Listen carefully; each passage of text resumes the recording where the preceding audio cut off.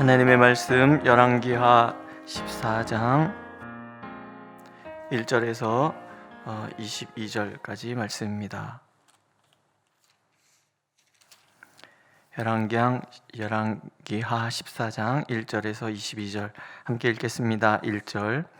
이스라엘의 왕 여호아스의 아들 요아스 제2년에 유다의 왕 요아스의 아들 아마샤가 왕이 되니 그가 왕이 된 때에 나이 25세라. 예루살렘에서 29년간 다스리니라. 그의 어머니의 이름은 여호앗단이요 예루살렘 사람이더라. 아마샤가 여호와 보시기에 정직히 행하였으나 그의 조상 다윗과는 같지 아니하였으며 그의 아버지 요아스가 행한 대로 다 행하였어도 오직 산당들을 제거하지 아니하였으므로 백성이 여전히 산당에서 제사를 드리며 분향하였더라. 나라가 그의 손에 굳게 섬에 그의 부왕을 죽인 신복들을 죽였으나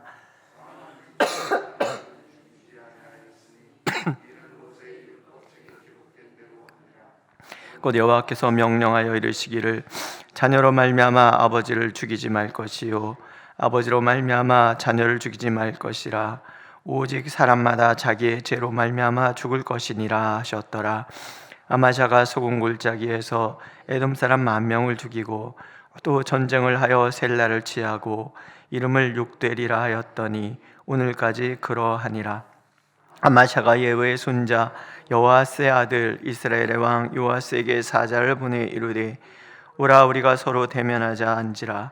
이스라엘의 왕 요아스가 유다의 왕 아마샤에게 사람을 보내 이르되 레바논 가시나무가 레바논 백향목에게 전가를 보내어 이르기를 네 딸을 내 아들에게 주어 아내로 삼게 하라 하였더니 레바논 들짐승이 지나가다가 그 가시나무를 짓밟았느니라. 내가 에돔을 쳐서 파하였으므로 마음이 교만하였으니 스스로 영광을 삼아 왕궁에나 내 집으로 돌아가라.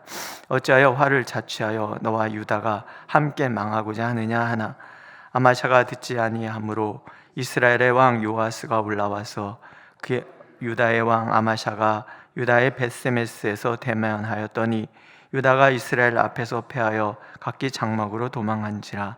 이스라엘 왕 요아스가 벳세메스에서 아하시아의 손자 요아스의 아들 유다 왕 아마샤를 사로잡고 예루살렘에 이르러 예루살렘 성벽을 에브라임 문에서부터 성 모퉁이 문까지 400규빗을 헐고 또 여호와의 성전과 왕궁 곳간에 있는 금은과 모든 기명을 탈취하고 또 사람을 볼모로 잡고서 사마리아로 돌아갔더라.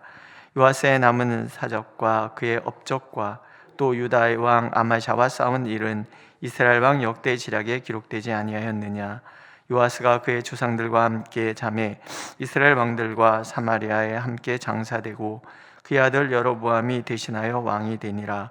이스라엘 왕 여호아스의 아들 요아스가 죽은 후에도 유다의 왕 요아스의 아들 아마샤가 15년간을 생존하였더라.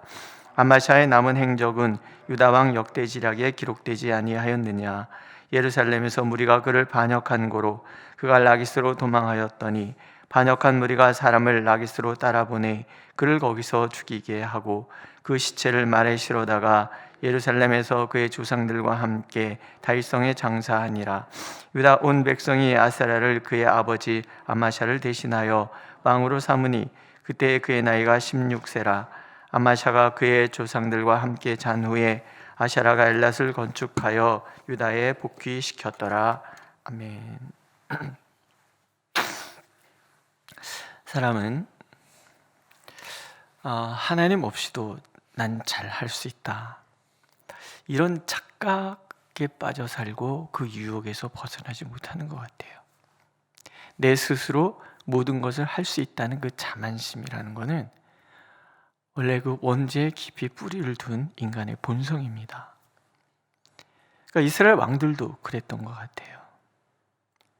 하나님께서는 이스라엘 왕들을 통해서 하나님과 관계 맺음 없이 살아가는 것이 얼마나 불행한 것인가 하는 것을 우리에게 가르쳐 주시기를 원하고, 하나님께 예배드리고 하나님께 교제하기 위하여 창조된 인간은 하나님과 끊임없는 교제를 통해서 진정한 삶의 가치, 사람됨을 이루어가기를 원하시는다는 것을 우리에게 말씀해 주시고자 합니다.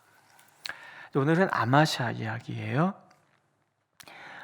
요아스 왕이 반란에 의해서 죽고 아마샤가 왕이 됩니다. 아마샤가 왕이 되었는데 이 왕에 대해서 평가가 또 나오죠. 그는 여호와 보시기에 정직히 행하였으나 그의 주상 다윗과 같지 아니하였으며 그의 아버지 요아스가 행한 대로 다 행하였어도 산당들을 제거하지 않았다. 그러니까 굉장히 조건적이지만 선한 왕이라는 거예요.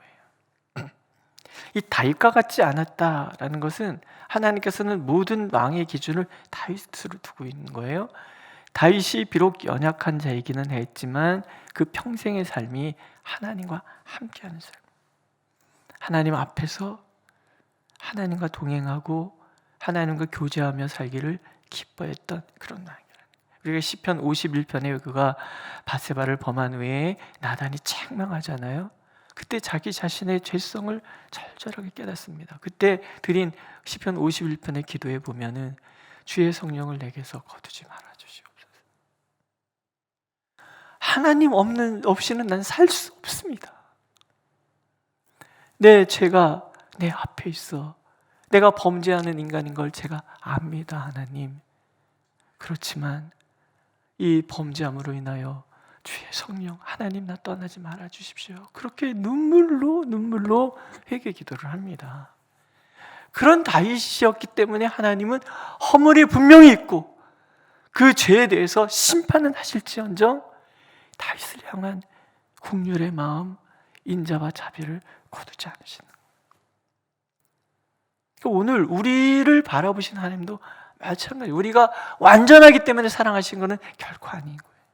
우리도 여전히 실수할 때 많고 하나님 앞에 범죄할 때 많잖아요. 그러나 우리 마음에 근본적으로 우리가 가져야 될 마음이 있다면 한 가지인 거예요. 하나님 없이는 난 살 수 없습니다. 그러지 않으십니까?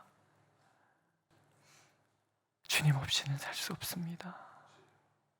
하나님 떠나서는 나는 한 걸음도 나갈 수 없습니다. 하나님이 붙들어 주시지 않으면 나는 언제 넘어질지 모릅니다. 내 안에 있는 죄성을 나는 이기지 못합니다. 성령이여 내 안에 계셔서 나를 바꿔주십시오. 이 기도가 우리의 기도가 돼야 되는 거예요. 그러니까 이 왕들이 그것들이 부족한 거예요. 근데 후에 하나님께서 히스기야 왕이나 요시야 왕은 다윗과 같이 어쩌면 다윗보다 더라는 얘기도 나오거든요.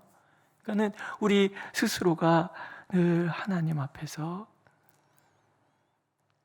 왕은 아니지만 왕 같은 제사장으로서 늘 나를 그렇게 봐야 되죠. 나름 아마샤는 그래서 어느 부분 일정 부분은 하나님 앞에서 옳게 살려고 했던 왕. 그 대표적인 예가 이제 왕권이 강화되자 부왕 요아스를 죽였던 반란을 일으켜서 죽였던 그들을 심판을 합니다. 그런데 이런 얘기가 나와요. 그들의 일로 자녀까지 연좌하여 심판하지 않는다. 그 아비의 일들은 아비의 일로 끝냈다라는 거예요. 오늘 부연해서 신명기 24장 16절의 말씀이 설명되지요. 하나님께서 명령하시잖아요. 자녀로 말미암아 아버지를 죽이지 말 것이요 아버지로 말미암아 자녀를 죽이지 말 것이라. 오직 사람마다 자기의 죄로 말미암아 죽을 것이니라. 인간은 본디 연자제 같은 이런 마음을 가지고 있어요. 살인자의 자식은 너도 똑같은 살인자다 이렇게 보려고 하는 그런 마음이 있는 거예요. 인간의 본디 이 분노라는 것은 조절이 잘 안 되는 거예요. 그래서 악이 악을 낳고 악이 악을 낳고 악이 악을 낳고 그런단 말이죠.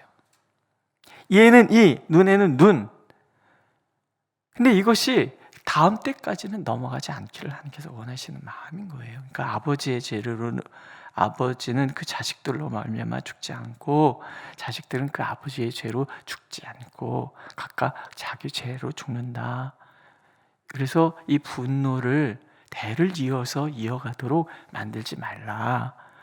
왜냐하면 그러면 억울한 죽음이 나오니까. 그렇지 않습니까? 아버지가 잘못했는데 아이들이 그것에 대해서 벌을 받는 것은 억울한 일이잖아요. 그러나 이 땅 대한민국 이 한반도에서는 그런 일들이 비일비재했고, 그렇잖아요. 아버지가 잘못했는데 그 부인, 뭐 자손들까지도 다 노비로 팔려가고 죽고 뭐 이런 일들이 얼마나 많았습니까? 인간의 본디 마음이 그렇단 말이죠. 그거를 지킨 거예요. 얼마나 훌륭해요? 자기의 죄를, 그러니까 분노를 절제할 수, 아버지의 원수 갚는 일들을 절제하는 마음으로 다스렸다라는 것은 왕이 괜찮은 왕이다, 이렇게 볼 수가 있는 거예요. 하나님 그걸 기뻐하시는 거죠. 냉정한 분노만이, 분노하되 냉철한 이성으로 분노할 때만이 공의를 흐트러뜨리지 않는다, 공의를 세울 수 있다. 왕은 공의를 행하는 자니까 그것을 이 왕이 실천했어요. 하나님 보시기에 좋은 거죠. 또 하나, 에돔과의 전쟁을 통해서 이스라엘, 유다의 근심거리를 제거하기도 하고, 또 셀라를 취해서 욕들이라고 바꾸기까지 나름 열심히 하나님의 뜻을 행했던 그런 왕이었다라는 거예요. 근데 이 왕이, 사람이 뭐가 잘 됐을 때가 늘 문제가 됩니다. 에돔과의 전쟁에서 승리하고 나니까 뭔가 도취된 것 같아요. 내가 이제 남북을 통일하리라, 이런 마음을 품은 거예요. 그래서 오라, 우리가 서로 대면하자.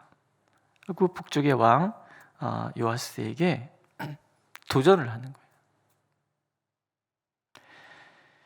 이스라엘 요아스가 여기에 대해서 냉정하게 얘기하는 거예요. 네가 에돔 쳐서 마음이 교만해진 것 같구나. 네 왕국에서나 영광 누리고 까불지 마라, 이런 얘기를 하는 거예요. 그런데 아마샤가 그래도 싸우자, 이렇게 나오는 거예요. 근데 이게 명분 없는 전쟁이에요. 하나님께서 원하는 게 아니잖아요. 지금 하나님께서 남과 북을 나누실 때 이게 하나로 가야 된다 그러면 하나님 처음부터 안 나누실 거예요. 그죠? 근데 하나님께서 나누신 이유는 북이스라엘과 남유다가 서로 경쟁을 해서 제사장 나라로서 하나님 앞에 온전히 서기를 원하시는 하나님의 계획인 거예요.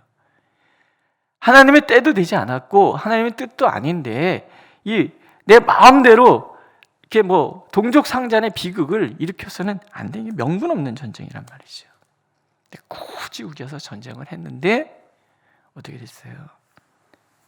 크게 패해서 본인도 사로잡히고 예루살렘 성벽이 헐리고 여호와의 성전 곳간과 왕궁 곳간에 있던 그 모든 보물들 다 빼앗기고 사람들은 볼모로 잡혀가고,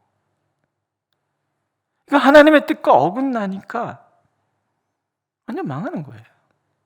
우리가 하나님이 원치도 않는데 내 마음대로 무엇을 결정했을 경우에 하나님께서 가끔 손을 떼실 때가 있는 거예요. 그래? 네 마음대로 해봐라. 그래서 망하는 거예요. 하나님과 관계없이 사는 사람들이 하나님과 관계없는 사람과 만나서 싸우게 되면 이것은 그냥 국률 없는 전쟁만, 그러니까 힘과 힘의 논리로 부딪혀서 힘센 사람이 이기는 거예요. 약육 강식, 이게 이 세상에 하나님 없는 세상의 방식이잖아요. 오직 이스라엘과 유다는 하나님의 은혜 가운데 그 국률 속에서 하나님의 보호하심과 인도하심에 따라서 살아가야 되는 백성들인 거예요. 그것을 광야 시대부터 훈련받고 또 훈련받고 훈련받는 거예요. 하나님의 때 하나님께서 하나님의 방법으로 이루시기를. 이게 신앙의 대원칙이에요. 오늘 우리에게도 마찬가지. 우리가 이 새벽에 기도하는 이유는 뭐냐면 오늘도 하나님의 뜻을 구하기 위함이잖아요. 예수께서 그러셨잖아요. 새벽 어두울 때 홀로 기도하시는 거예요. 오늘 하나님께서 원하시는 뜻이 무엇입니까? 어떤 방향으로 제가 나가기를 원하십니까? 우리도 그래야 되는 거예요. 그게 나의 행복이고 그게 내가 진정 평강을 누리는 길이고 그게 정말 이 땅을 하나님 나라 만들어가기 위해서 살아낸 우리의 모습이 되어야 되는 거죠.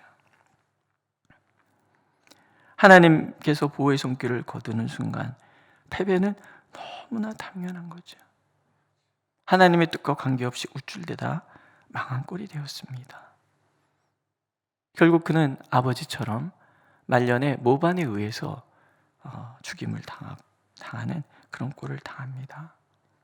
하나의 원칙은 분명해요. 우리가 사무엘 상에서 읽은 것처럼 나를 존중히 여기는 자를 내가 존중히 여기고 나를 멸시하는 자를 내가 경멸하리라. 그 말씀대로 지키시는 거예요. 단지 아마샤가 이런 하나님의 뜻과 관계없이 교만에 우쭐대다가 망한 것만 있는가? 근데 보면은 역대서에 이에 대한 부연 설명이 나옵니다. 아마샤가 에돔과 전쟁을 펼쳤잖아요. 에돔을 점령했어요. 그런데 거기서 에돔 사람의 신을 가지고 와서 자기 신으로 세우고 그것들 앞에 경배하며 분향하는 거예요. 기가 막히잖아요. 승리는 하나님께서 시켜주셨는데 전쟁의 전리품으로 그 나라 신을 가져와서 자기 신을 삼는다? 하나님께서 선지자를 보내서 진노하시는 거예요. 저 백성의 신들이 그들의 백성을 왕의 손에서 능히 구원하지 못하였거늘 왕은 어찌하여 그 신들에게 구하나이까? 맞는 얘기잖아요. 이 국가신과 국가신, 옛날에는 나라의 신이 이 나라의 신과 전쟁을 하는, 인간은 그 대리자, 이런 의식들을 가지고 있었단 말이에요. 근데 그 에돔의 신은 구하지도 못했어. 죽은 신이기 때문에. 하나님께서 이기게 하셨다면 하나님께 경배해야 되잖아요. 그런데 그 신을 가지고 와서 자기 신으로 삼고 경배한다. 바른 지적인데 이 말을 들은 왕의 반응이 이래요. 우리가 너를 왕의 모사로 삼았느냐? 그치라 어찌하여 맞으려 하느냐? 자기 아버지가 한 일과 똑같은 일을 하는 거예요. 요아스 왕도 그랬잖아요. 여호야다의 아들 스가랴가 하나님의 영에 감동돼서 얘기할 때 돌로 쳐서 죽이잖아요. 이게 다 하나님 보시기에 합당치 않은 거예요. 교만도 이런 교만도 없잖아요. 선지자가 기가 막혀서 하나님의 말씀을 그치면서 이런 얘기를 해요. 왕이 이 일을 행하고 나의 경고를 듣지 아니하니 하나님이 왕을 멸하기로 작정하신 줄 아노라. 그리고 그에 대한 평가. 아마샤가 돌아서서 여호와를 버린 후부터 예루살렘에서 무리가 그를 반영하였다. 요아스와의 전쟁에서의 패배도 백성들의 반역도 결국은 하나님의 심판이었다는 해석이지요. 근데 더 아픈 얘기는 마태복음에 나와요. 마태가 성령의 감동으로 복음서를 쓸 때 아브라함으로부터 다윗의 계보에 대한 예수님까지 그 계보를 쭉 쓰잖아요. 그런데 이 계보에 아마샤도 빠져요. 아하시야,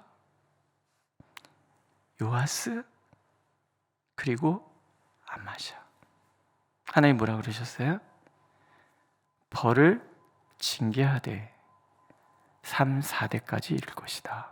그러나 인자는 영원하다. 다윗과 약속하셔서 그 인자는 1000대까지 가는 거예요. 하지만 여호사밧이 요람과 북이스라엘 아합의 딸과 결혼을 통혼 정책을 통해서 결혼하는 결과, 그래도 요람은 다윗의 계보잖아요. 그러나 그 다음 세대는 이세벨의 피가 흐르는 거예요. 그런데 그게 이런 교만으로 자꾸 드러나는 거죠. 예수님의 계보에 들어갈 수가 없는 거예요. 이게 참 놀랍지 않습니까? 전에도 말씀드린 것처럼 기생이었던 라합도 들어가고 하나님의 성에 절대 들어올 수 없는 모압 여인 룻도 들어오고 불륜을 행했던 밧세바까지 들어왔는데, 심지어 뒤에는 므낫세라는 왕은 사람을 너무 많이 죽여서 유다가 망한 원인을 제공한 그 왕들도 계보에 들어와요. 그 왕도. 그러나 이 아마시아는 들어오지 못해. 요아스도 들어오지 못해. 아하시아도 들어오지 못해. 왜? 이들은 바알 숭배자예요. 우상 숭배자들이에요. 우상 숭배한 자와 음란한 자들은 천국에 들어갈 수 없잖아요. 요한계시록에 나오잖아요. 못 들어가는 거예요. 나중에 아하스라는 왕은 조금 다른 부분이 있는데, 어쨌든 오늘도 우리가 기억해야 될 것은 하나님을 전심으로 바라는 자만이 하나님께 전심으로 사랑을 받게 되고, 하나님을 멸시하는 자는 하나님께서 경멸하신다. 이 원칙만큼 우리가 결코 잊지 않기를 하나님 원하고 계십니다. 기도하겠습니다.